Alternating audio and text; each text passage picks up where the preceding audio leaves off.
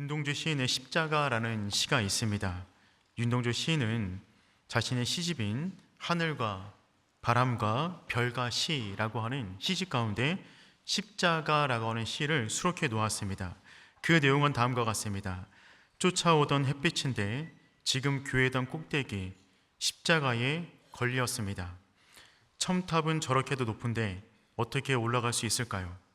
종소리도 들려오지 않는데 휘파람이나 불며 서성거리다가 괴로웠던 사나이 행복한 예수 그리스도에게처럼 십자가가 허락된다면 모가지를 들이우고 꽃처럼 피어나는 피를 어두워져가는 하늘 밑에 조용히 흘리겠습니다. 윤동주는 믿음 좋은 성도였다고 합니다. 그는 1941년 5월 31일 날 이 십자가라고 하는 시를 기록했습니다. 윤동주 시인은 암울한 시대 가운데 자신이 국가를 위해서 아무것도 할 수 없는 그 처절한 마음을 가지고 청탑 꼭대기에 달려있는 십자가를 바라보며 자기의 감정을 이입해서 이 시를 기록하고 있는 것입니다.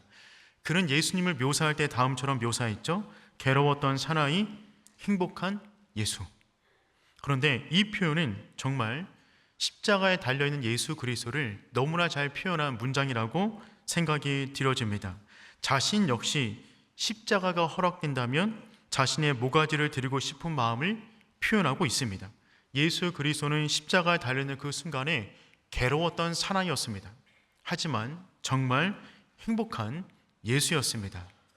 그분은 우리를 구원해 주시기 위해서 그 무거운 십자가를 지셨지만 또한 너무나 사랑한 우리를 사랑하기 위해서 흘린 보혈이었기 때문에 너무나 행복한 십자가였다는 것입니다. 이 시에 대한 여러 가지 많은 해석이 있겠지만 제가 고난주간을 보내면서 이 시에서 주목하고 싶은 것은 두 가지였습니다. 첫 번째는 무엇이냐면 시인은 예수님의 십자가에 대해서 정확히 공감하고 있었다는 것입니다. 십자가를 지고 있는 예수님의 그 마음 말입니다. 두 번째, 시인은 그 십자가에 대한 묵상가를 뛰어넘어 실천가가 되기를 원했다는 것입니다. 그 십자가를 바라보면서 그냥 묵상만 하고 있는 것이 아니라 자기도 십자가가 허락된다면 모가지를 들이우고 꽃처럼 피어나는 피를 어두워져 가는 하늘 밑에 조용히 흘리겠습니다.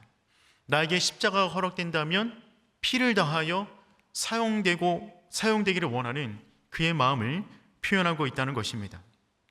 고난주간 우리는 예수님의 가상 7원 십자가상에서 7마디 말씀을 새벽마다 함께 나누었고 오늘 그 나머지 3개의 말씀을 함께 나누려 합니다. 저 역시 한 주간 동안 예수님의 가상 7원 말씀을 그 어느 때보다도 깊게 묵상해 보면서 이런 마음이 들었습니다. 첫 번째, 우리에게는 십자가를 깊게 하는 것이 중요하다. 왜냐하면 십자가는 우리 인생의 본질이고 생명이고 영광이기 때문에 그렇습니다. 오늘 우리가 나머지 남아있는 우리 5번째, 6번째, 7번째 가상칠언의 말씀을 통해서 마지막 십자가의 의미가 무엇인지를 알기를 원합니다. 두 번째는 십자가로 사는 것입니다. 첫 번째가 십자가를 아는 것이라면 두 번째는 십자가로 사는 것입니다. 단순히 십자가에 대해서 지성적인 만족을 누린 데서 끝나면 안 되는 것이죠. 십자가는 철학이 아닙니다. 십자가는 사상이 아닙니다. 십자가는 신학도 아닙니다. 십자가는 생명이에요. 삶이에요. 본질이에요. 그러므로 우리는 십자가를 아는 데서 끝나는 것이 아니라 십자가로 살아야 되는 것입니다. 더군다나 이 십자가를 아는 사람은 십자가를 알기 이전과 같은 모습으로 살아갈 수가 없습니다. 십자가를 아는데 십자가를 경험했는데 십자가를 모르던 삶의 방식으로 이후를 살아갈 수가 없는 거죠. 십자가는 그처럼 허약한 십자가가 아니기 때문에 그렇습니다. 예를 들어서 누군가 여러분 때문에 큰 사고를 당했습니다. 누군가 여러분을 지켜주기 위해서 대신 그분이 교통사고를 당했어요. 그래서 그분이 다리가 부러졌어요. 그럼 여러분 그분을 어떻게 하시겠습니까? 그냥 조금 드리고 끝날까요? 아니죠. 우리가 그분을 위해서 마음을 다하고 할 수 있으면 부축해 드리고 그분의 다리가 되어 그분과 함께 동행하고 보살피고 그런 마음으로 살아갈 거 아니겠습니까? 그런데 예수 그리스도께서 우리를 위해서 죽으셨어요. 이것을 머리로 아는 것과 우리 심장으로 느끼고 영어로 느끼는 것은 다른 문제입니다. 십자가를 아는 것을 넘어 십자가로 살아간다면 십자가의 그 의미를 진정히 알았는데 그 이전과 같은 모습으로 살아갈 수가 없다는 거죠. 그래서 항상 십자가로 살아갔던 사람들의 고백은 한결같아요. C.T. 스터트라고 하는 분이 계세요. 그분은 이런 말씀을 하셨습니다. 예수 그리스도가 하나님이시며 나를 위해 죽으셨다면 그를 위한 나의 어떠한 희생도 결코 크다고 할 수 없습니다. 온 마음과 인생을 다해서 그리스도로 살았지만 그분이 나를 위해 죽으신 것이 확실하다면 내가 그분께 드리는 어떤 헌신도 헌신이라고 말할 수가 없다는 거죠. 짐 엘리엇은 다음처럼 말했습니다. 영원한 것을 얻기 위해 영원하지 않는 것을 버리는 자는 절대 바보가 아니다.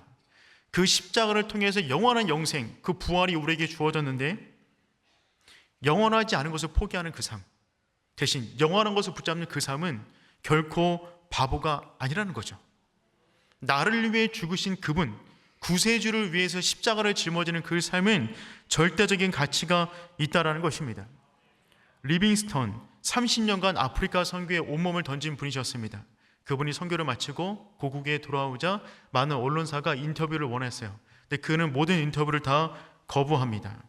그가 한 얘기는 무엇이냐면 아프리카 선교는 헌신이 아닙니다. 그것은 하나님께서 주신 은혜에 대한 보잘것없는 보답입니다. 차라리 이것은 헌신이라기보다는 특권이며 영광스러운 내일을 기대하는 희망입니다. 십자가로 살아갔던 모든 사람들은 그 이후의 삶이 완전히 달랐습니다. 누구보다 열심히 땀 흘리며 십자가로 위해 살아갔지만 그것이 그들의 영광이었어요. 특권이었어요. 그것 때문에 고생한다는 생각을 하지 않았다는 것이죠. 그분은 십자가를 정말 만났던 분들입니다. 그 십자가가 우리의 십자가 되기를 소망합니다. 십자가를 알고 십자가로 살아가는 것입니다. 그 십자가에 대한 여러 가지 많은 해석이 있겠지만 특별히 저희는 이번 한 주간 가상 7원, 예수님께서 십자가상에서 마지막에 말씀하셨던 7마디의 말씀을 함께 살펴보고 있는 중에 있습니다. 예수님이 하셨던 많은 말씀이 다 소중하지만 특별히 십자가, 그곳은 말이 안 나오는 장소입니다. 말을 할 수 없는 장소입니다. 온몸에 맥이 풀린 자리예요. 탈진의 자리입니다. 그런데 그럼에도 불구하고 그 자리에서 하셔야만 했던 말씀이라면 그 말씀은 너무나 소중한 말씀이기에 우리는 그 말씀을 사랑해야만 합니다. 한번 정리해 볼게요. 첫 번째, 예수님께서 말씀하셨던 제1원의 말씀은 무엇이었냐면 아버지 저들을 사하여 주옵소서 자기들이 하는 것을 알지 못함이니이다. 첫 번째 말씀은 용서와 관련된 말씀이셨어요. 저들을 사하여 주옵소서. 그들이 지금 엄청난 죄를 짓고 있는 현장에 있었습니다. 감히 피조물이 창조주의자 구세주인 그분을 십자가에 못 박은 거예요. 그때 예수님께서는 그들을 위한 용서를 선포하십니다. 그들을 용서해 주세요. 여러분, 우리는 저들 속에, 용서받아야 될 저들 속에, 그 속에서 우리의 얼굴을 찾으셔야 돼요. 내가 그분을 못 박았구나, 내가 그분을 죽였구나 라고 하는 우리의 실존을 그 모습 속에서 발견하셔야 됩니다. 그래야만 이 기도가 우리를 위한 기도가 되는 거예요. 그렇지 않으면 이 기도는 우리와 상관없는 기도입니다. 여러분, 예수님의 첫 번째 십자가상의 말씀은 전 인류 모든 사람을 향한, 모든 죄인을 향한 말씀이자 우리를 위한, 나를 위한 말씀이 되는 줄 믿습니다. 두 번째 말씀은 무엇이냐면 내가 진실로 내게 이르노니 오늘 내가 나와 함께 낙원에 있으리라. 골고다 가운데 서 있는 세 개의 십자가, 그 십자가는 전 인류의 모습을 보여주고 있는 거죠. 가운데 예수님의 십자가가 있고 양옆에 죄수들의 십자가가 있습니다. 그 가운데 한편에 있는 그 강도, 그 강도는 예수님께 이렇게 말을 해요. 나를 기억해 주세요. 당신의 나라에 들어갈 때에 나를 기억해 주시옵소서. 여러분, 누구에게 말을 한 것이냐면 왕관을 쓰고 있는 사람에게 말하고 있는 건 아닙니다. 오병이어를 행한 그분에게 그 현장에서 말씀드리고 있는 것이 아니에요. 엄청난 이적을 일으킨 다음에 이 고백을 한 것이 아닙니다. 풍랑을 잔잔하게 하는 그 현장 가운데 이 말을 한 것이 아니었다고요. 언제 이 고백을 하고 있냐면 가장 처절하게 저주받은 모습으로 죽어가고 있는 그 사람을 바라보고 예수 그리스도를 바라보고 이 고백을 하고 있다는 것입니다. 여러분, 이 사실이 중요해요. 여러분, 우리는 예수님을 바라볼 때 십자가에서 죽어가고 있는, 피 흘리고 있는, 숨을 헐떡거리고 있는, 자기 생명 하나 보존하지 못할 것 같은 그 예수를 바라보셔야 됩니다. 그리고 그분께 진심으로 고백하셔야 돼요. 당신의 나라에 들어가실 때 나를 기억해 주옵소서. 세상을 향한 헛된 모든 욕망을 내려놓고 마치 무언가 세상을 뒤집을 것 같은 예수, 모든 사람의 굶주림을 해결할 것 같은 예수, 폭풍도 잠재울 것 같은 예수, 죽은 사람도 일으켜 세울 것 같은 예수, 그 영광스러운 모습만 보고 고백하는 것이 아니라 우리가 진짜 예수님께 고백해야 될 그 모습은 무엇이냐면 십자가에서 죽어가는 그 예수를 바라보며 당신이 나의 주님이십니다. 이 고백을 드리는 그 영혼이 진짜 아름다운 영혼이 되는 줄 믿습니다. 그래서 이 사람은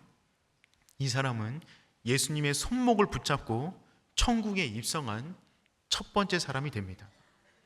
베드로도 누리지 못했던 영광, 바울도 누리지 못했던 영광, 내가 오늘 나와 함께 낙원에 있으리라. 우리 역시 그 손 붙잡고 주님 계신 그곳까지 함께 갈 수 있는 저 여러분들에게 축복합니다. 세 번째 말씀은 무엇이었냐면 여자여 보소서 아들이니이다. 보라 내 어머니라. 예수님은 이제 사랑의 말씀을 전해주시는 거죠. 자기가 너무나 사랑했던 어머니 마리아, 너무나 사랑했던 제자 요한, 그들을 새로운 공동체로 묶어주셨어요. 이제는 가족이다. 여러분, 이 땅 가운데 모든 사람은 구원자 예수 그리스도가 필요합니다. 어머니 마리아를 할지라도 이제는 아들 예수로 바라보는 것이 아니라 구원주 예수 그리스도로 바라봐야 됩니다. 이것은 너무 중요해요. 그래서 예수님께서는 여자여 보소서라고 말했던 것이죠. 그냥 아무런 조건 다 떠나서 누구의 어머니, 누구의 남편 이런 것이 아니라 그냥 존재 그 자체, 여자여 보소서 아들이니이다. 당신 역시 내가 필요한, 나의 보혈이 필요한 죄인입니다 라는 말을 하고 있는 것입니다. 여러분, 이 땅 가운데 거하는 모든 사람은 예수님의 보혈이 필요합니다. 특별히 이 3항, 이 말씀은 새로운 가족 공동체를 향한 말씀이었어요. 즉, 우리의 가정 역시, 우리의 가정에 있는 그 모든 사람들은 예수 그리스도가 필요한 사람이 되는 것이죠. 그래서 여러분, 우리는 그 무엇보다도 우리 가족 공동체를 위한 기도를 가장 앞서야 됩니다. 1번, 2번 끝난 다음에 용서, 구원, 세 번째가 사랑인데 그 사랑의 공간으로 가족 공동체를 위한 기도를 제일 먼저 하셨거든요. 즉, 우리 가정을 위한 기도, 우리 가정 가운데 십자가가 높이 세워지기를 원하는 기도를 우리는 날마다 드려야 되는 것이죠. 네 번째는 무엇이냐면 예수님의 탄식이셨어요. 나의 하나님, 나의 하나님, 어찌하여 나를 버리셨나이까? 엘리 엘리 라마 사박다니. 여러분, 호칭이 바뀌죠. 1항에서는 아버지였어요. 아버지여 저들을 사하여 주옵소서. 근데 4항으로 오자 나의 하나님, 나의 하나님, 어찌하여 나를 버리셨나이까? 하나님으로부터 떨어져 나간, 분리된 영혼의 상태, 그 불안감, 그 어려움, 그 고통을 지금 외치고 있는 것입니다. 우리는 이 외침 앞에 어떠한 외침으로 들어야 된다고 말씀드렸죠? 예수 그리스도가 십자가에서 어찌하여 나를 버리셨나이까? 라고 외치는 그 소리가 우리에게는 어떻게 들려야 되냐면 어찌하여 나를 이토록 사랑하십니까? 아니, 왜 독생자 예수 그리스도를 그렇게 죽이시면까지 나를 사랑하시는 것입니까? 그 이해할 수 없는 예수님의 고통 앞에 이해할 수 없는 우리를 향한 하나님의 사랑을 우리는 느껴야만 합니다. 그 외침이 제 네 번째 외침이셨어요. 이제 우리는 나머지 5번째, 6번째, 7번째를 다루기를 원합니다. 기억하실 수 있을까요? 마지막에 다시 한번 정리하도록 하겠습니다. 자, 5번째는요, 내가 목마르다입니다. 우리 요한복음 19장 28절 말씀 함께 읽어보겠습니다. 시작.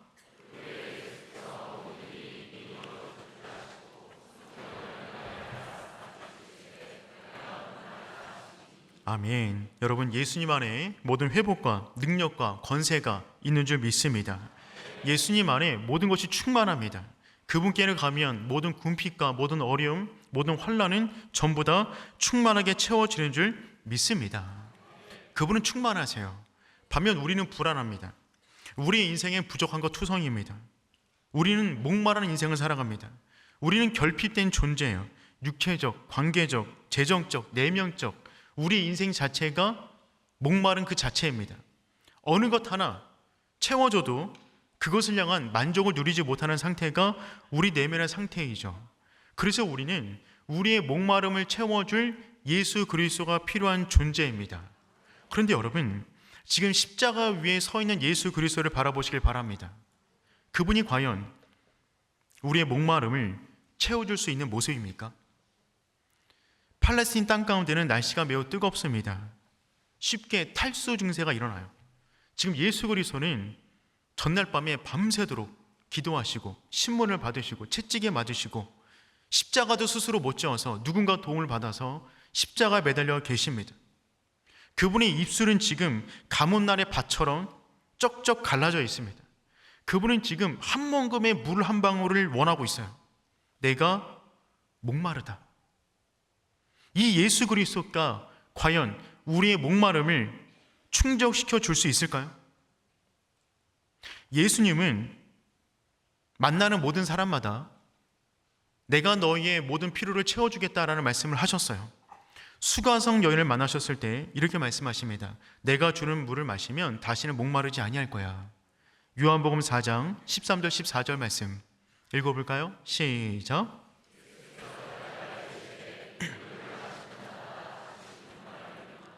내가 주는 물을 마시는 자는 영원히 목마르지 아니하리니 내가 주는 물은 그 속에서 영생하도록 솟아나는 샘물이 되리라. 아멘. 내가 주는 물을 마시는 자는 영원히 목마르지 아니하리니 영원토록 그 속에서 솟아나는 샘물이 되겠다는 것입니다. 즉 예수 그리스도가 샘의 근원이다. 나를 마시면 영원히 목마르지 않을 거야 라고 말씀하시는 거예요.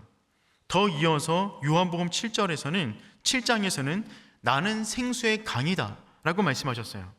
요한복음 7장 37절 38절 말씀 읽어볼까요? 시작.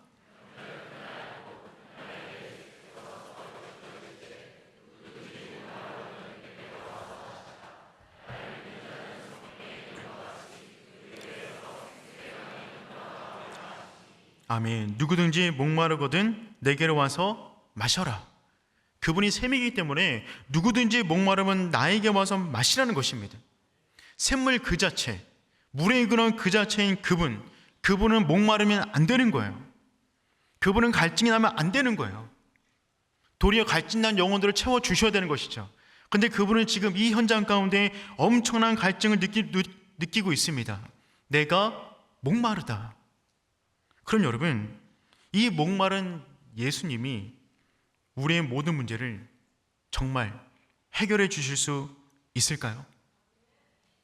그럼요. 도리어 우리는 그러기 때문에 그분을 믿는 것입니다. 왜요? 그분은 우리의 목마름이 뭔지를 아세요. 그걸 느끼세요. 그게 얼마나 목마른 건지, 그게 얼마나 힘든 건지, 그게 얼마나 안타까운 건지 아시기 때문에 그분께 우리의 목마름을 내어 맡기는 것입니다. 여러분, 그분은 이 땅 가운데 완전한 인간으로 오셨어요. 여러분, 예수님이 완전한 인간으로 오셨다는 게 믿겨지세요? 대단하십니다. 그러면 예수님이 완전한 하나님이라는 것이 믿어지세요? 대단하십니다. 이게 잘 안 믿겨져요, 실은요. 그분은 완전한 하나님이면서 완전한 인간이다. 그래서 우리는 자꾸 어떻게 생각하냐면 그분은 별로 목마르지 않았을 거예요. 그분은 별로 아프지 않았을 거예요. 신적인 부분을 크게 생각하면 그분은 그냥 대충 아팠을걸? 이 정도죠. 반면 그분이 인간적인 부분만 너무 강조하다 보면 정말 힘드셨겠다, 정말 아프셨겠다, 그 동정으로 끝이 나요. 그분이 나를 구원하실 메시아로 느끼지 못한다는 거죠. 그런데 그분은 어떤 모습으로 오셨냐면 완전한 하나님이시면서 완전한 인간으로 오셨어요. 그분이 내가 목마르다라고 말씀하신 건 진짜 목마른 거예요. 여러분이 어떤 목마름이 있든지 간에 그거는 예수님의 목마름 앞에 비하면 아무것도 아닙니다. 그분은 인류가 감당해야 될 모든 목마름을 십자가 6시간 동안 온몸으로 받아내신 분이세요. 하지만 그분은 죄가 없으십니다. 히브리서 4장 14절 15절 말씀 읽어보겠습니다. 시작.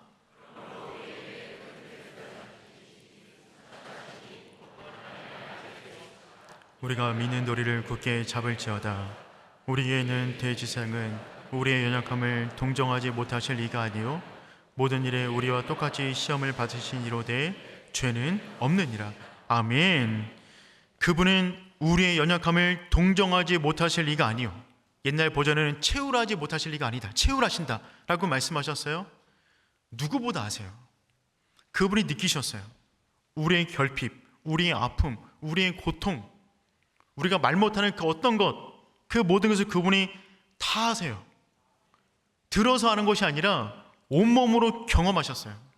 그분은 완전한 인간이 되셔서 전 인류가 당해야 될 모든 고통을 다 담당하셨습니다. 그래서 그분은 우리의 목마름을 이해하시고 그 목마름을 채워줄 수 있는 능력도 있으시기 때문에 우리는 십자가상에서 내가 목마르다 라고 말씀하신 그분을 우리의 구세주로 믿을 수가 있는 것입니다. 저는 이 예수님이 너무 좋아요. 목마르신 예수님, 특별히 배고프신 예수님, 너무 사랑스러워요. 저도 늘 배가 고프거든요. 예수님의 별명이 뭔지 아세요? 먹기를 탐하는 자. 성경에 나와 있어요. 사람들이 얼마나 많이 잘 드셨는지 그렇게 많이 불렀다 하더라고요. 여러분, 우리 인생은 배고픔이 인생이죠. 연속이죠. 예수님 역시 마찬가지였습니다. 그래서 예수님의 첫 번째 시험이 뭐죠? 돌을 떡으로 만들어라. 여러분, 사단은 아무 시험이나 내지 않아요. 그 순간에 가장 취약한, 가장 갈망하는 것을 시험거리로 가지고 옵니다. 그런 예수님께서 맨 처음 시험당했던 그 시험거리가 뭐였다고요? 먹는 문제였다고요. 이게 얼마나 감사한지 몰라요. 그럼 여러분도 먹는 문제로 고민하고 계십니까? 뭐 피자 먹을까 파스타 먹을까 이런 고민 말고 우리 인생 가운데 재정의 문제, 먹고 사는 문제, 가정의 문제, 이런 문제들 있으세요? 예수님이 그걸 아세요. 그 갈등이 얼마나 큰 갈등인지. 예수님 역시 이 땅 가운데 육체가 있으셨기 때문에 많은 목마름과 배고픔이 있으셨어요. 그분이 우리의 마음을 아세요. 먹는 문제, 그 문제를 뛰어넘기를 원하지만 결국 우리 인생이 먹는 문제 때문에 우리의 신앙을 포기할 때도 있고 타협할 때도 있고 넘어질 때도 있음을 그분은 알고 계십니다. 그분은 우리의 모든 고통을 다 채우라고 계시는 분이세요. 우리가 고통당할 때 하나님은 어디 계시나요? 우리가 그런 질문 많이 하잖아요. 특별히 고통의 순간에 하나님 어디 계십니까? 어디 계십니까? 이태리에 어느 교회를 가보면 그 교회 안에 예수님의 동상이 있답니다. 근데 그 동상 뒤에 하나님의 모습을 그림자처럼 그려놨어요. 만들어 놓은 거예요. 근데 예수님의 동상 가운데 손과 옆구리와 발목에 구멍을 냈어요. 못 박히시고 창자국에 자국을 낸 거죠. 그런데 그 동상 가운데 햇빛이 비치면 그 뒤에 있는 하나님의 모습에 그 그림자가 똑같은 위치에 빛이 들어오는 거죠. 그래서 그 동상 자체가 신학적인 이야기를 하고 있는 거예요. 예수 그리스도가 엘리 엘리 라마 사박다니를 외쳤을 때 하나님은 어디 계셨는가? 그분은 함께 고통을 당하고 계셨다. 저는 그 동상 이야기를 들었을 때 그 예수님의 동상 앞에 우리의 모습이 있다라고 저는 믿습니다. 우리가 고통당할 때 주님은 어디 계십니까? 우리가 당하는 그 모든 고통을 주님께서 함께 느끼고 계십니다. 얼마나 아픈지, 얼마나 고통스러운지, 얼마나 목마른지를 그분이 알고 계신다고요. 그런데 예수님이 말씀하셨던 이 목마름의 진짜 근본적인 목마름은 무엇이었냐면 영혼의 목마름이었어요.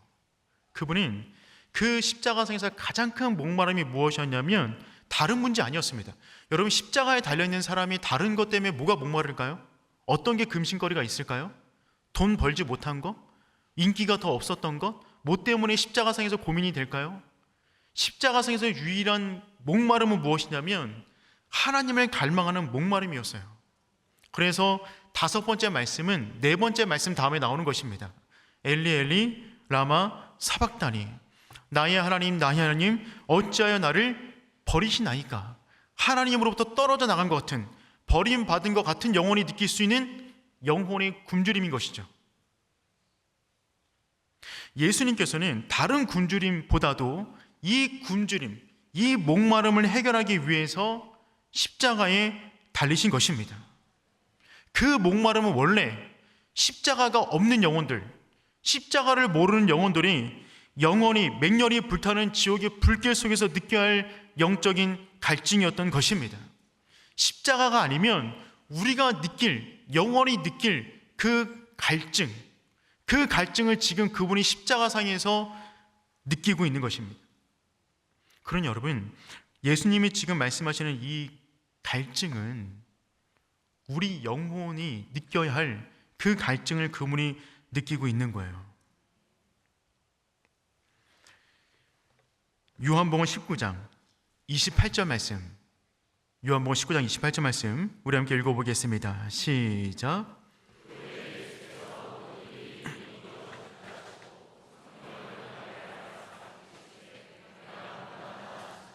아멘. 그런데 예수님의 이 말씀, 내가 목마르다라고 하신 이 말씀은 또한 단순한 고백이 아니셨고, 그분은 어떤 말씀이셨냐면 성경에 있는 말씀을 응하게 하기 위한 말씀이셨어요. 여러분, 다시 한번 보시면 그 후에 예수께서 모든 일이 이미 이루어진 줄 아시고, 지금 예수님께서 십자가상에 매달려 있는 가운데도 예수님은 항상 본인을 예언했던 구약에 있는 말씀들을 항상 이루는 인생을 사셨거든요.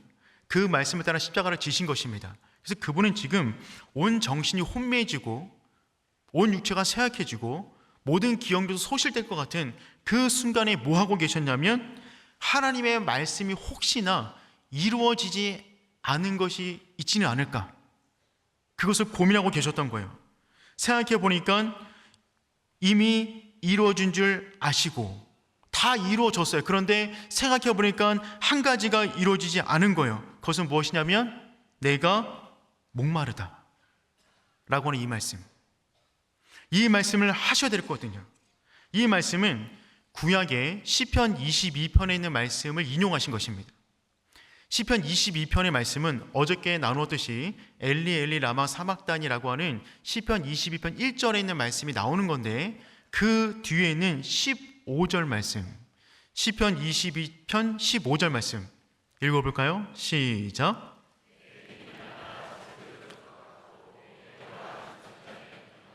아멘. 메시아가 나중에 순환을 당하실 때 그 상태가 어떠한지를 표현하는 그 말씀인데, 정말 입이 쩍쩍 말라가는 그 목마름의 상태를 표현하신 거예요. 예수 그리스도는 십자가에 달려있는 그 순간에 내가 확실한 메시아임을 그곳에서 선포하기 위하여 그 어려운 중에도 말씀을 찾아내어 한 가지 남아있던 그 말씀을 지금 말하고 있는 것입니다. 즉 예수 그리스도는 지금 십자가상에서 단순히 힘없이 목말라 죽어가는 비참한 인간으로 서 있는 것이 아니라, 십자가의 희생자로 서 있는 것이 아니라 십자가의 성취자의 모습으로 그 가운데 매달려 계신 거예요. 예수님은 인간의 육체와 영혼이 느낄 수 있는 모든 목마름을 느끼시면서 그럼에도 불구하고 그 가운데 말씀을 인용하십니다. 뿐만 아니라 예수님은 그 모든 목마름을 느끼기 위해서 자신의 능력을 제한하셨어요. 여러분, 하늘과 땅의 모든 권세를 가지신 예수님께서 그 가운데 목마름을 느끼실 필요가 있었을까요? 바위에서 물을 나게 하시고 생수의 근원이시고 그분을 만난 모든 영혼들마다 배에서 솟아나는 영생수를 경험하게 만드는 그분께서 십자가상에서 자신의 목마름을 해결하지 못했을까요? 아니죠. 그분은 모든 게 가능하신 분이에요. 그럼에도 불구하고 십자가상에서 자신의 능력을 그렇게 쓰지 않으셨어요. 왜요? 인간이 이 땅 가운데 느낄 수 있는 모든 목마름을 전부 다 느끼기 위하여, 그 목마름을 전부 다 짊어지기 위하여 자신의 능력을 제안하신 것입니다. 그래서 여러분, 그분은 우리가 느끼는 모든 목마름을 느끼고 계세요. 또한 예수님은 자신의 목마름을 해결하기 위해서 인간적인 도움도 받지 않았습니다. 십자가형을 질 때는 그 형벌이 너무 가혹하니까 동정의 마음으로 쓸개 탄 포도주를 마시게 해요. 마태복음 27장 33절, 34절 말씀 읽어볼까요? 시작.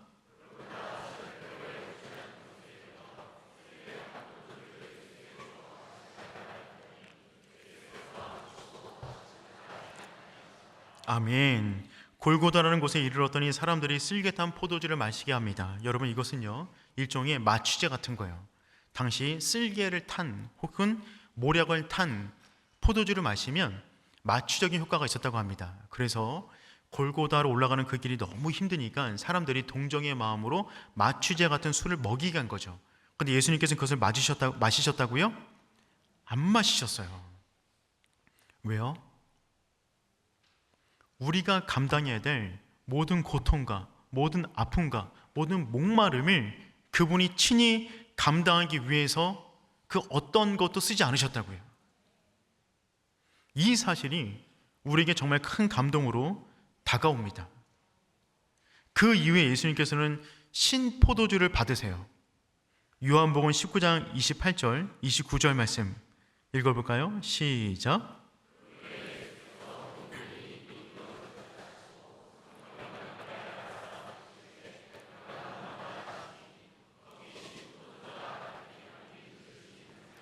사람들이 신포도를 적신 해면을 우슬초에 메어 예수의 입에 대니. 여기 신포도주, 쓸개탄 포도주를 거부했던, 마취제가 들어가 있던 포도주를 거부하신 예수님께서는 신포도주가 있는 것을 입에 대십니다.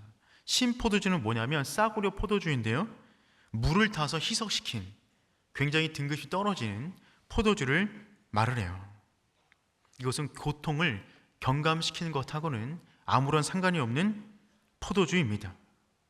예수님은 우리의 모든 아픔, 고통, 목마름을 온 몸으로 느끼시면서 감당하기 위해서 자신의 신적인 능력도 쓰지 않으시고 인간적인 도움도 받지 않으시면서, 그러면서도 말씀을 이루기 위하여 그 가운데 내가 목마르다 라고 말씀하신 것입니다.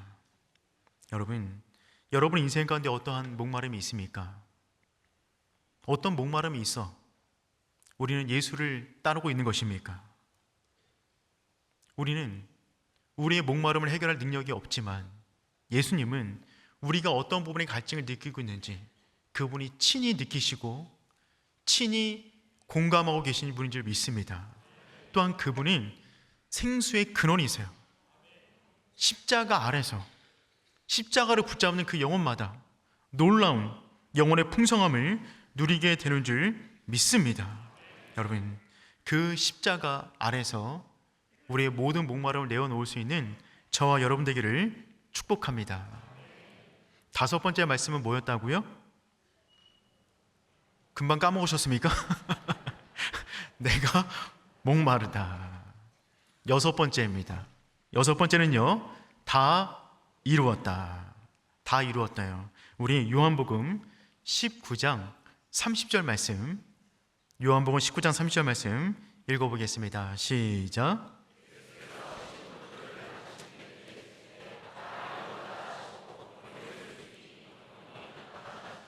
아멘. 다 이루었다입니다. 여러분, 예수님은 목적을 다 성취하셨어요. 다 이루었다. 이 말은 헬라어로 테텔레스타이라는 말이 되는 거죠. 이 말은 무슨 말이냐면 목적한 바를 전부 다 이루었다라고 말할 때 이 단어를 많이 씁니다. 근데 여러분, 이 말을 선포하신 장소가 어디라고요? 십자가예요. 십자가상에서 테텔레스타이, 다 이루었다라고 말씀하십니다. 여러분, 십자가는요 무언가를 이루는 장소가 아닙니다. 십자가는 이루었던 것도 내려놔야 하는 장소입니다. 십자가는 그분이 달려있다면, 그분이 이 땅 가운데 무언가를 이루었다면 그 모든 것을 무너뜨리는 장소가 십자가예요. 혹여나 십자가에서 무언가를 이루었다 그러면 사람들은 그것을 누구도 주목하지 않을 것입니다. 십자가는 그런 곳이에요. 실패자가 서는 공간이고요, 이 땅 가운데 가장 비참한 자가 매달리는 공간이 십자가예요. 근데 예수님께서는 가장 처절한 그 공간에서 다 이루었다 라고 말씀하십니다. 그렇다면 여러분, 예수님은 도대체 무엇을 이루었다는 것입니까? 뭘 이루었길래 그곳에서 다 이루었다라고 외치시는 것이죠? 이 다 이루었다라고 하는 테텔레스타이는 실은 창세기 2장에도 쓰여집니다. 창세기 2장 1절 말씀 읽어보겠습니다. 시작.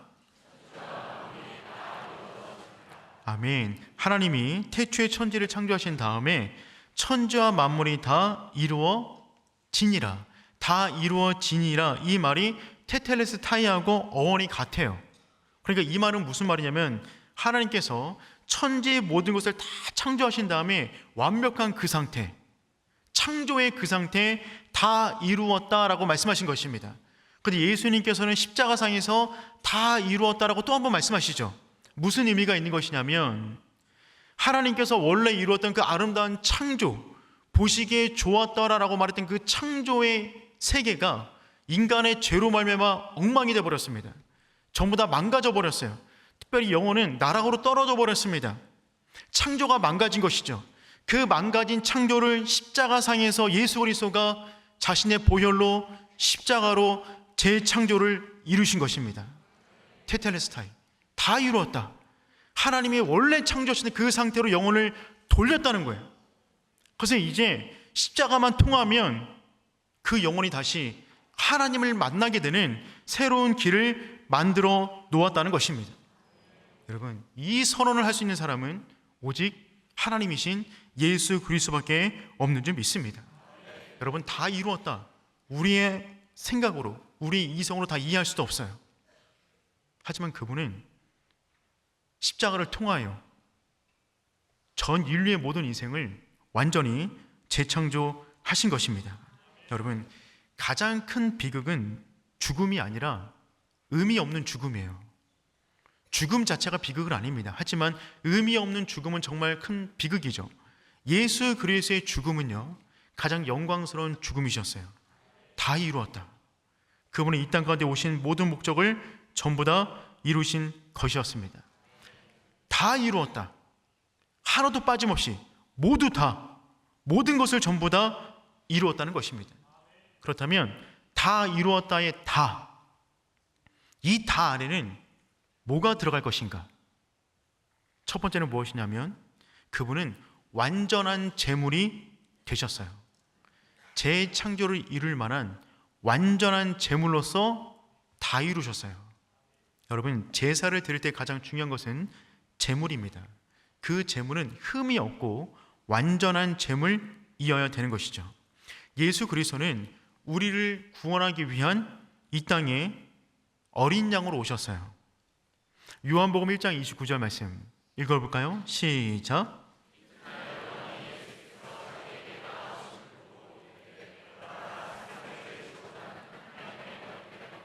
아멘. 세상 죄를 지고 가는 하나님의 어린 양이로다. 예수 그리스도는 이 땅에 우리를 살리기 위한 번제물로서 순결한 어린 양으로 이 땅 가운데 오셨어요. 그리고 하나님의 합당한 희생 제물이 되기 위해서 그분은 모든 죄를 이기시고 마지막 십자가에 온전히 달리게 되시는 거죠. 그런데 예수님이 십자가에 못 박히신 그날이 언제냐면, 요일상 언제죠? 모르셨나요? 오늘입니다. 금요일. 금요일날 예수님께서 십자가를 지시잖아요. 오전 9시에 지세요. 그러면 이 금요일은, 유대인들은 토요일날 뭘 하죠? 안식일로 지켜요. 근데 그날이 6월절이었어요. 6월절 안식일. 근데 6월절에 있는 어린 양을 잡을 때 언제 잡냐면 전날 저녁에 잡습니다. 그 양 자체를 전날 저녁에 잡아요. 그러니까 예수님은 언제 십자가를 달리신 거예요? 6월절 어린 양을 준비하는 그날 십자가에 달리신 거예요. 그분 자체가 어린 양의 제물로서 지금 십자가에 달리신 것입니다. 또 하나, 예수님은요, 다리가 꺾이지 않았어요.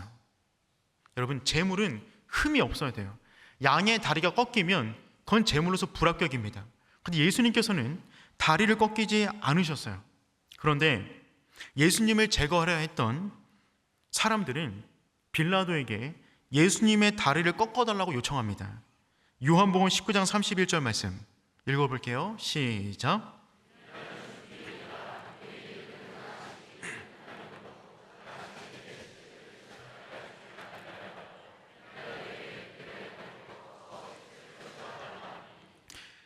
무슨 얘기냐면 다음 날이 6월절인데 예수님께서 금요일날 십자가에 지셨잖아요. 달리셨잖아요. 그러니까 6월절은 거룩한 날인데 그날까지 십자가에 누가 달려있으면 불경건하니 그들을 빨리 죽였으면 좋겠다는 겁니다. 그 방법이 무엇이었냐면 다리를 큰 망치로 때려서 다리를 꺾어버리는 겁니다. 그러면 피가 쏟아지겠죠? 빨리 죽게 만드는 거예요. 이것은 어떻게 보면 그 당시에 십자가형을 받고 있는 사람들을 위한 일종의 배려였습니다. 십자가에 달리면 금방 죽지 않습니다. 보통 3일에서 4일, 길게는 일주일을 가요. 그 엄청난 고통 가운데 죽어가는 것이 십자가형이었습니다. 그런데 그들을 위한 배려가 무엇이었냐면 그냥 빨리 죽게 만드는 거였어요. 그래서 다리 같은 걸로 망치로 다리를 세게 때려서 아예 뼈를 부러뜨린 다음에 피가 쏟아져 빨리 죽게 만드는 일종의 배려 같은 것이었죠. 그런데 이들은 지금 예수님을 배려해서 이 요청을 하고 있는 것이 아니라 다음 날이 6월절인데 예수가 걸려 있으면 밀란도 있고 보기도 안 좋으니까 다리를 꺾어버리십사라고 요청을 한 것이었습니다. 그래서 허락을 해요. 망치를 들고 십자가 있는 곳으로 갑니다.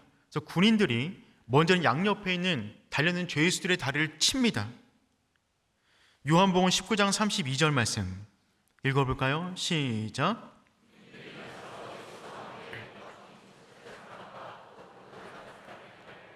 그렇죠. 군인들이 가서 예수와 함께 못 박혀 있는 양옆에 있는 사람들의 다리를 친 거예요. 얼마나 고통스러웠을까요? 근데 예수님은 치지 않았어요. 33절 예수께 이르러서는 이미 죽으신 것을 보고 다리를 꺾지 아니하고 이미 예수님이 돌아가셨어요. 그래서 다리를 꺾을 이유가 없었던 거죠. 여러분, 예수님은 다리 꺾이지 않은 순결한 모습 그대로 하나님께 올려드린 번제물이 되었다는 것입니다.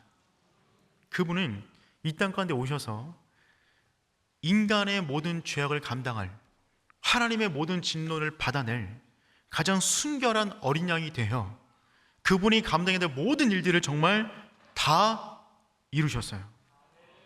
죽으시는 그 모습까지 전부 다 이루셨어요. 그래서 그분은 모든 율법의 요구를 완성하신 것입니다. 마태복음 5장 17절 말씀 읽어볼까요? 시작. 선지자를 폐하러 온 줄로 생각하지 말라. 폐하러 온 것이 아니라 완전하게 하려 함이라. 아멘. 그분은 그래서 모든 율법을 이루심으로 모든 율법을 완전하게 완료하시는 놀라운 일을 이루신 것입니다. 그분은 돌아가시는 그 순간에도 우리의 모든 죄악을 감당하시고 거룩한 어린 양으로 하나님 품에 안기게 된 거죠. 그 순간에 또 무엇을 이루셨나요? 다 이루었다. 그 다 안에 또 뭐가 들어가냐면 사단을 완전히 박살내 버리셨습니다. 다 이루셨다. 예수 그리스도의 영혼이 떠나는 그 순간 사단은 승리했다고 착각했을 것입니다. 엘리 엘리 라마 사박다니를 외치는 순간 사단들은 쾌재를 불렀을 거예요. 하나님이 드디어 예수를 버렸구나. 드디어 저주를 받았구나. 내가 목마르다 라고 외치는 순간 이제 곧 있으면 죽겠구나 라고 생각했는데 그분께서 다 이루었다 라고 말하는 순간 정신이 번쩍 드는 것이죠. 뭘 이뤘다는 것인가? 그 순간에 그들은 그들 왕국 안에 있었던 그들의 백성들을 빼앗긴 거예요. 죄인들을 빼앗긴 것입니다. 골로새서 1장 13절 14절 말씀 읽어볼까요? 시작. 우리 사랑의 아들을 남기로 옮기셨으니 그 아들 안에서 우리가 속량 곧 죄사함을 얻었도다. 아멘.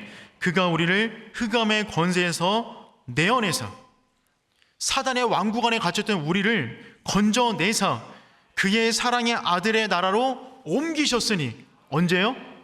다 이루었다. 그 순간에 사망의 나라에서 그의 사랑의 아들로 나라로 옮겨가는 엄청난 역사가 일어나게 된 것입니다. 이 말이 테텔레스타이예요. 다 이루었다, 값을 지불했다 라고는 의미가 있어요. 어떤 물건을 산 거예요. 값을 다 지불해버린 겁니다. 흑암의 나라에, 사단의 나라에 값을 지불해버렸어요. 그래서 이 시대 가운데 나와 있는 유물들을 보면 그들의 영수증 가운데 이 단어가 종종 발견된다고 합니다. 테텔레스타이, 영수증 가운데 다 지불했습니다. 그분이 다 이루셨다 그 말은 우리 영혼을 살리기 위한 그 모든 것을 그분이 순결한 어린 양이 되셔서 이루셨고, 사단의 모든 것을 파하셨고, 그래서 우리를 완전히 자유한 존재로 만드셨다는 것입니다. 그럼 여러분, 우리는 믿어야만 합니다. 더 이상 사단은 우리를 건들 수가 없어요. 우린 율법의 저주 아래 있는 것이 아닙니다. 사단은 우리를 죄를 가지고 장난치려고 하지만 우리는 그것에 무너질 수가 없는 존재예요. 여러분, 사단을 두려워하지 마십시오. 여러분, 사단이 우리를 두려워합니다. 사단은 두려움 갖고 장난질을 쳐요. 우리가 두려워야 될 대상을 두려워하지 못하게 만들고 두려워하지 않아도 될 대상을 두려워하게 만드는 것이죠. 여러분, 사단이 우리를 두려워합니다. 예수 그리스도가 그것을 전부 다 이루셨어요. 그럼 여러분, 다 이룬 것에 어떤 것을 덧붙이면 안 됩니다. 그분이 다 이루셨어요. 여러분이 뭔가 하려고 하시면 안 돼요. 여러분이 좀 더 선호해줘야 된다고요? 좀 더 공덕을 쌓아야 된다고요? 좀 더 전도를 더 많이 해야 된다고요? 그런 거 없어요. 여러분, 예수 그리스도의 보혈이 모든 것을 이루신 거예요. 여러분, 어떤 것은 더해지면 좋은 것들이 있습니다. 더해지면 좋은 것들이 있잖아요. 뭐가 있죠? 월급. 벌써 웃잖아요. 생각만 해도 즐거운. 더해지면 좋죠. 좀 더 편해지면 좋고, 가진 거 많으면 좋고, 그런 거 있어요. 하지만 정말 본질적인 것들은 더해지면 안 되는 것들이 많습니다. 예를 들어서 레오나르도 다빈치가 만들었던 명작 모나리자, 뭔가 빈약하잖아요. 눈썹이 없잖아요. 여러분, 눈썹을 칠해요, 바로 감옥 가십니다. 더해지면 안 되는 거예요. 여러분, 눈이 아무리 아름다워도 눈 하나 더 달면 이상해집니다. 입이 아무리 아름다워도 하나 더 달면 이상해져요. 여러분, 예수 그리스도의 십자가에는 액세서리를 필요하지 않아요. 덧칠할 걸 필요하지 않아요. 그 험한 십자가면 되는 겁니다. 그 십자가가 모든 것을 다 이루셨습니다.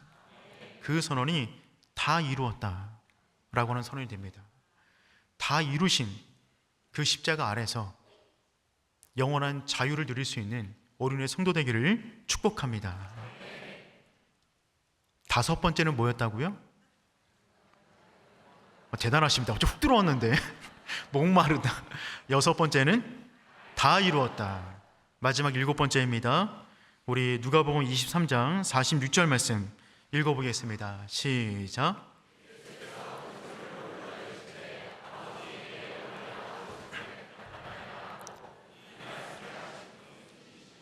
아멘. 마지막 일곱 번째 말씀은 무엇이냐면, 아버지, 내 영혼을 아버지 손에 부탁하나이다. 내 영혼을 아버지 손에 부탁하나이다. 여러분, 기독교를 만약에 종교라고 말한다면 기독교는 죽음의 종교입니다. 기독교는 어떤 종교보다 죽음에 대해서 심각하게 다룹니다. 아니, 죽음 자체를 다룹니다. 왜냐하면 우리는 살기 위해서 사는 존재가 아니라 죽기 위해서 사는 존재이기 때문에 그렇습니다. 우리에게 죽음은 끝이 아니에요. 죽음 자체가 목적이에요. end라고 하는 단어는 끝도 있지만 목적이라는 의미도 있는데, 우리에게 죽음은 끝이 아니라 죽음 자체가 목적이 됩니다. 우리 이 땅 가운데 죽기 위해 살아가는 거예요. 날마다 자기 십자가 지고 죽으며 살아가는 것입니다. 날마다 죽는다는 얘기는 무슨 얘기죠? 날마다 부활을 경험한다는 얘기예요. 날마다 죽고 날마다 부활하는 인생을 살아가는 것입니다. 여러분, 예수님께서 맨 마지막에 하신 말씀은 큰 소리로 불러 이르시되, 이 말은 비명질렀다는 얘기 아닙니다. 마지막 온 힘을 다하여 외치시는 거예요. 이 외침은 어떤 외침이냐면 기쁨의 외침이에요. 승리의 외침이에요. 환희의 외침이에요. 모든 걸 다 이루었다, 다 끝냈다 라고 하는 외침이십니다. 그분의 첫 마디 말씀은 뭐냐면 아버지예요. 아버지. 여러분, 가상 7원에 있어서 맨 첫 번째 말씀이 무엇이었냐면 아버지였어요. 아버지, 저들의 죄를 사하여 주옵소서. 맨 처음에 아버지라고 불렀는데, 제 네 번째 말씀은 무엇이냐면, 네 번째는 뭐죠? 대단하십니다. 나의 하나님, 나의 하나님, 어찌하여 나를 버리시나이까. 그 딱 중간에 하나님을 부르는 호칭이 바뀌어요. 나의 하나님. 그 순간에 하나님과의 분리를 경험한 거예요. 영적으로 떨어져 나간 것입니다. 근데 다시 일곱 번째로 와서 그 관계가 회복이 돼요. 그래서 뭐라고 부르냐면 다시금 아버지라고 불러요. 가상 7원의 구조를 보면 맨 처음과 맨 마지막은 기도로 엮여 있는데 아버지의 이름을 부르며 기도하기 시작합니다. 그 정 가운데 나의 하나님이라면서 인간이 겪고 있는 모든 고통을 외치고 있는 거예요. 즉 이 순간에 죽음을 바로 코앞에 두고는 이 순간에 예수님은 하나님과의 관계를 완전히 회복하신 거예요. 나의 아버지로서, 나의 아빠로서, 그렇게 친근했던, 그렇게 하나 되었던 그분을 다시 한번 회복하게 된 것입니다. 그래서 마지막 기도가 무엇이냐면 내 영혼을 아버지 손에 부탁하나이다. 자신의 영혼을 아버지의 손에 맡기신 거죠. 하나님의 손은 어떤 손입니까? 예수님은 자기의 영혼을 아버지의 손에 맡기셨어요. 마치 손을 이렇게 벌리고 죽으시듯 십자가 달리는 그 모습 그대로 이렇게 벌리시고 하나님 품에 안기시는 거예요. 헨리 나운이 쓴 책에 보면 공중 고개사들이 고개하는 장면을 기록한 내용이 있습니다. 공중의 서커스 고개사들이 이 서커스 나그네 공중 고개를 할 때 멋진 포물선을 그리게 되는데 그 날아오는 모습이 정말 멋있잖아요. 어떻게 저렇게 담대하게 뛸 수 있을까라고 하는 생각을 하게 되는데 반대편에 있는 이 캐쳐, 잡는 사람이 날아오는 사람을 정확하게 잡는 거거든요. 그 순간에 정말 아찔하잖아요. 떨어지지는 않을까 두근두근 거리는데 그 가운데 헨리 나운이 물어봤대요. 아니 저렇게 날아가는 순간에 어떻게 그렇게 잘 잡는 것입니까? 날아가는 사람 입장에서 어떻게 해야 상대편에게 잘 넘어갈 수 있는 것입니까? 라고 질문했어요. 그랬더니 고개사가 뭐라 그러냐면 아무것도 하지 말아야 됩니다. 날아가는 사람은 아무것도 하라고 하지 안 됩니다. 그냥 그 사람은 손을 뻗고 신뢰하고 가만히 있는 것입니다. 반대편에 있는 캡처가 나를 반드시 잡는다는 믿음으로 그냥 손을 뻗고 있어야지 거기서 뭘 하려고 하는 순간에 큰일 나고 사고 납니다. 예수 그리스도는 지금 이 땅에서 하나님이 계신 곳에 넘어가려고 하는 순간입니다. 그 순간에 예수님은 자신의 영혼을 하나님의 두 손 위에 내어 맡깁니다. 마치 서커스 고개를 하듯이 한 단계에서 한 단계로 도약하는 그 모습을 보여주고 있는 것이죠. 하나님의 손이 어떤 손이길래 예수님은 그 손 안에 자신의 모든 삶을 맡기는 것입니까? 하나님의 손 그러면 유명한 화가가 렘브란트예요. 렘브란트가 그린 돌아온 탕자라고 하는 작품이 있습니다. 아마 다 아실 겁니다. 그림 보시면 다음과 같은 그림인데요. 많이 보셨죠? 네, 우리는 칸타타도 보고 듣고 문화생활도 하는 수준 있는 옳은 교회 성도님이시니까 이 렘브란트 그림을 보면 돌아온 탕자거든요. 앞에 숙이고 있는 사람이 둘째 아들, 옆에 서 있는 째려보는 사람이 첫째 형, 그리고 안고 있는 분이 아버지예요. 그런데 이 그림이 하나님의 손이 어떤 손인지 가장 분명하게 보여주는 그림이라고 합니다. 분석해서 보면 아버지의 눈이에요. 아버지 눈을 가만히 보면 초점이 없어요. 한쪽 눈이 뭉그러져 있어요. 초점이 없죠. 이건 뭘 의미하는 거냐면 집 나간 아들을 매일 그리워하며 눈물 흘려 기도하고 있던 아버지의 모습이에요. 하도 울어서 실명했답니다. 초점이 맞지 않아요. 아버지의 사랑의 눈동자를 보여주고 있는 것이죠. 그런데 그 어깨를 감싸고 있는 아버지의 손, 그 손의 모습을 보면 그 손의 모양이 달라요. 느끼시나요? 오른쪽 손과 왼쪽 손의 모습이 다르죠. 오른쪽 손은 부드러운 여성의 손 모양입니다. 왼쪽에 있는 손은 강한 남자의 손 모양이에요. 손 크기가 달라요. 힘줄도 달라요. 이것은 뭘 말해주고 있냐면 하나님의 아버지와 어머니로서의 손길을 말해주고 있는 것이랍니다. 용서와 치유의 모습인 거죠. 하나님의 남성과 여성성을 보여주고 있는 거예요. 그러면 떠올려지는 이름이 있나요? 엘샤다이. 엘샤다이. 그분은 산처럼 위대한 남성으로서 힘 있는 아버지, 어머니 가슴처럼 따뜻한 하나님, 엘샤다이 하나님의 손 모양을 보여주고 있는 거죠. 그 아들은 삭발한 모습입니다. 종된 모습인데 이 모습은 또한 아버지의 품 안의 신생아의 모습처럼 그려놨어요. 즉 돌아온 탕자는 아버지의 품 안에서 진정한 안식을 누리게 되었다는 것입니다. 이 탕자의 다리를 볼까요? 왼편 다리는 샌들이 벗겨져 있어요. 그렇죠. 험악한 인생을 산 것입니다. 하지만 오른쪽은 신겨져 있어요. 더군다나 오른쪽 옆구리를 보면 칼이 하나 채워져 있습니다. 칼이. 그것은 무엇이냐면 아들됨의 신분을 상징해요. 아들됨의 신분을 상징했던 칼, 그 오른편은 남아있었단 말입니다. 오른편 칼, 오른편 신발은 남아있었다. 즉 힘들고 어려운 인생은 살았지만 모든 걸 다 팔았지만 아들로서의 정체성은 팔지 않았다는 것이죠.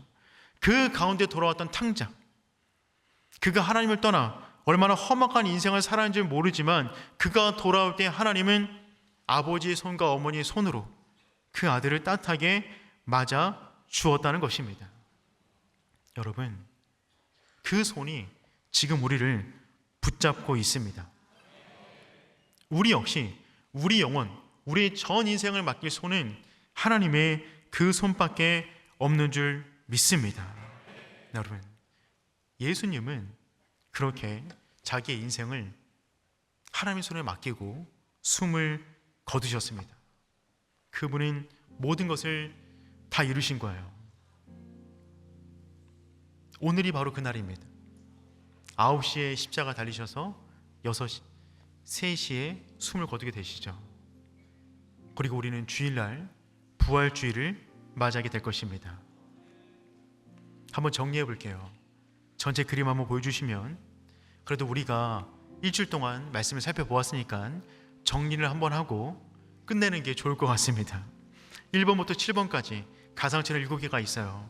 여러분, 1번부터 3번까지는 오전 9시에서 12시에 행하셨던 말씀이었습니다.